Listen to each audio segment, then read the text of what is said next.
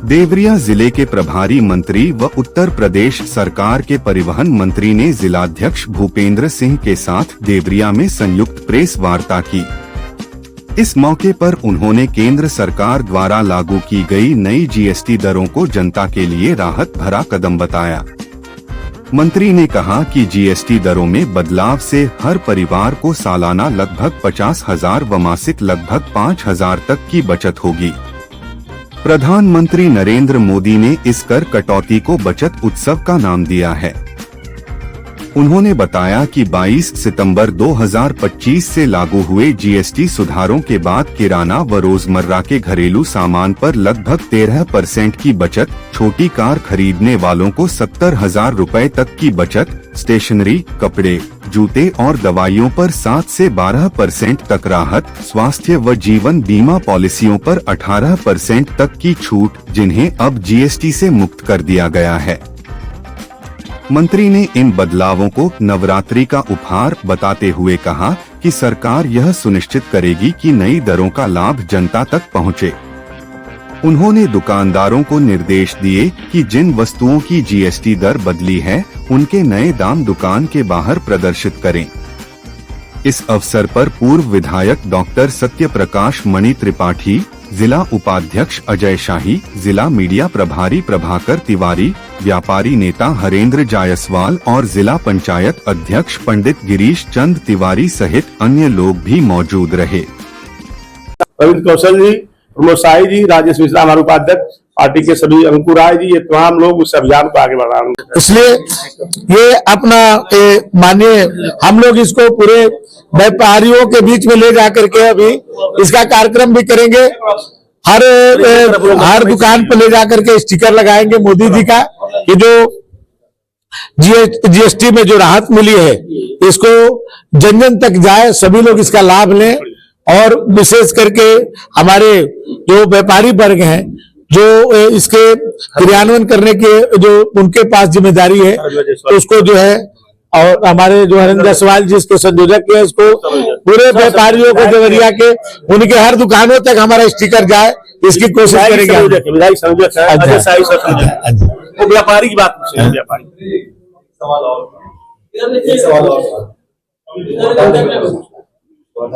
ये सवाल था कि जो आजकल देख रहे होंगे आप, क्या वही हो डिटेल में है, बहुत सारे तो हजारों वस्तुओं पर सबकी कॉपी आप लोग को उपलब्ध करा देंगे। सभी लोगों को जो हमारे मीडिया प्रभारी की तरफ से सबको जो है करा दी जाएगी।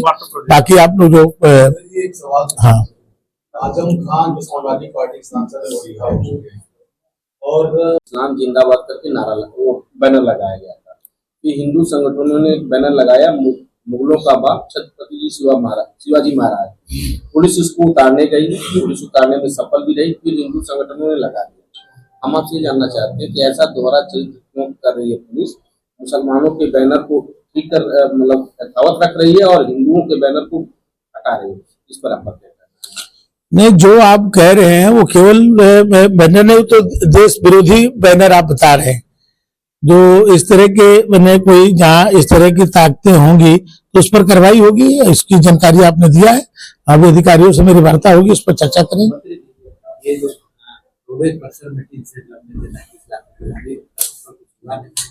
अभी कार्य नहीं हुआ है, नहीं हुआ, नहीं तो पैसा हो गया था, टेंडर हो गया था, काम नहीं हुआ अभी। बड़ी दुर्घटना, कीचड़ लग जाए अभी नहीं, वो टेम्पोररी के लिए पैसा सैंक्शन किया गया था, उसका टेंडर भी हो चुका था। क्योंकि मैं इसको बहुत भव्य बनाने वाला हूं, इसलिए तकलीफ लोगों को हुई है बीच के दिनों में, मैं इसको स्वीकार करता हूं। तो मैं उसको 45 लाख की कितना लाख रुपया सैंक्शन किया गया था कि उसको टेंट लगा करके और अस्थायी कर दिया जाए कि लोगों को दिक्कत ना हो, तब तक जो है बन करके तैयार होगा। क्योंकि तो इसमें होटल, मॉल और बढ़िया रेस्टोरेंट, हवाई अड्डा की तरह बनाना चाहता हूँ। देवरिया की सबसे खूबसूरत बिल्डिंग बनाना चाहता हूँ। मैं सत्य बता रहा हूँ, अब बनेगा भी, आप देखिएगा बने, और इसका टेंडर होने जा रहा है। तो मैं इसके लिए, क्योंकि कई विभागों से एनओसी लेना पड़ता है, मैंने कोई ऐसा एक दिन का कार्य नहीं है, और अब तक वर्षों से जो चीजें नहीं हुई, तो एक बहुत खूबसूरत बनाने में थोड़ा समय लगता है। और देखिएगा जब ये बनेगा तो मैं आपको ये विश्वास दिलाता हूं कि देवरिया का सबसे खूबसूरत जगह होगा जहां पर होटल भी होगा, मॉल भी होगा, रेस्टोरेंट भी होगा और हवाई अड्डा की तरह जो है VIP लाउंज भी होगा। और इसीलिए थोड़ा देर हो रही है और उसी के टेम्पोररी उसके लिए हमने जो है 45 लाख रुपया सैंक्शन किया था कि तब तक जो है ये कार्य किसी को दिक्कत ना हो। क्योंकि आपने बताया, मैं अभी अधिकारी को बुलाकर कभी वार्ता करूंगा, क्यों नहीं हो। कोई पैसा तो आए हुए हमको लगता है 4-5 महीने हो गए। इतना विलंब जो भी जिसके स्तर पर विलंब हुआ होगा उस पर कार्रवाई भी करूंगा।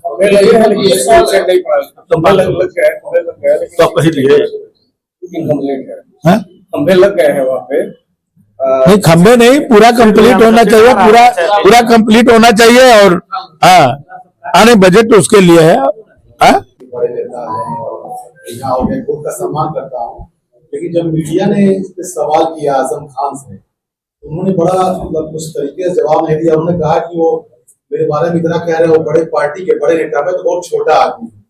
तो क्या किस नजर से देखते हैं आप? क्या वो बसपा में जाने की संभावना है क्या? देखिए, राजनीति में कोई भी चीज असंभव नहीं होती है। समय परिस्थितियों के अनुसार लोग जो है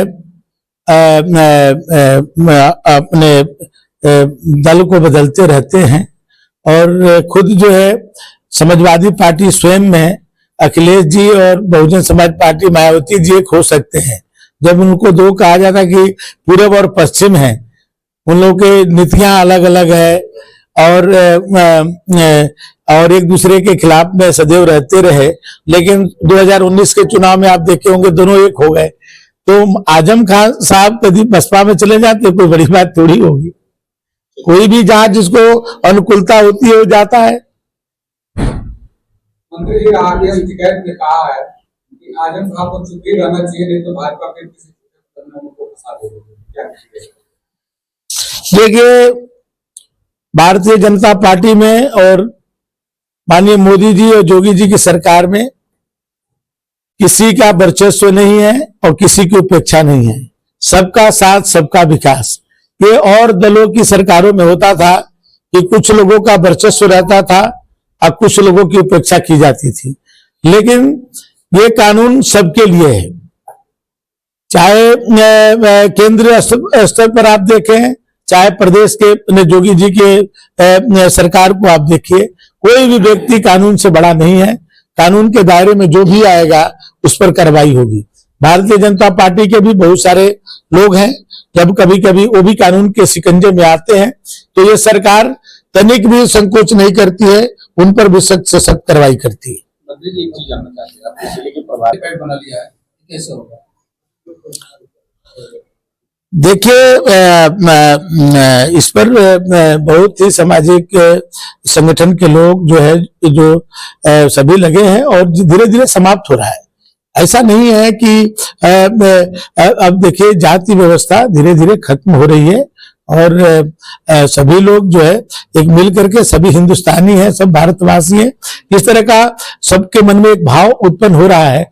जब आप देखें, जब हमारे मोदी जी देश से बाहर जब जाते हैं तो पूरी भारत की शक्तियां उनमें निहित होती हैं और आज इसीलिए भारत जो है देखिए विश्व गुरु बनने की तरफ आगे बढ़ रहा है। आज केवल एक ही चीज को आप मान लीजिए कि जो 21 जून को जो योग दिवस माननीय मोदी जी ने अंतर्राष्ट्रीय स्तर पर इसको मान्यता दिलाई, ये योग किसका है? हमारे भारतीय संस्कृति का है, हमारे भारतीय ऋषि मुनियों को दिया हुआ है। आज पूरी दुनिया इसको स्वीकार कर रही है। 174 देशों के राष्ट्राध्यक्ष जो है 21 जून को योगा मनाते हैं। आज आप देखे होंगे कोरोना समय में लोगों ने अमेरिका जैसे, जो आज सबसे ज्यादा कोई कह सकता है कि आधुनिक युग में सबसे प्रगति वाला कोई देश है तो अमेरिका है, लेकिन अमेरिका के भी व्हाइट हाउस में भारत के विद्वान पंडितों को बुला करके ऋग्वेद का शांति पाठ कराया गया। आप उस समय देखे होंगे मीडिया के माध्यम से। तो आज की संस्कृति को लोग कितना स्वीकार कर रहे हैं। जब भारत में आए थे तो मोदी जी ने नमस्ते ट्रंप का नारा दिया था और जब कोरोना लगा तो पूरा दुनिया नमस्ते करने लगी। तो आपकी संस्कृति और सभ्यता को दुनिया इसको स्वीकार कर रही है। तुलसी जी को हम लोग मां मानते थे, हम लोग के घरों से जब निकलते थे हमारी माताएं कहती थी कि तुलसी जी को प्रणाम करके निकलिए। पूरी दुनिया इसको मजाक उड़ाता था कि हम लोग एक पौधे को मां मानते हैं। लेकिन जब कोरोना आया उस समय तुलसी जी के पत्ते को काढ़ा बना करके लोग पी करके जब अपने जीवन बचाने लगे, तब पूरी दुनिया को लगा कि हम क्यों इनको मां मानते थे। क्योंकि मां जिस तरह से अपने बच्चे की रक्षा करती है, उसी तरह से तुलसी जी हम लोगों की सबकी रक्षा करती।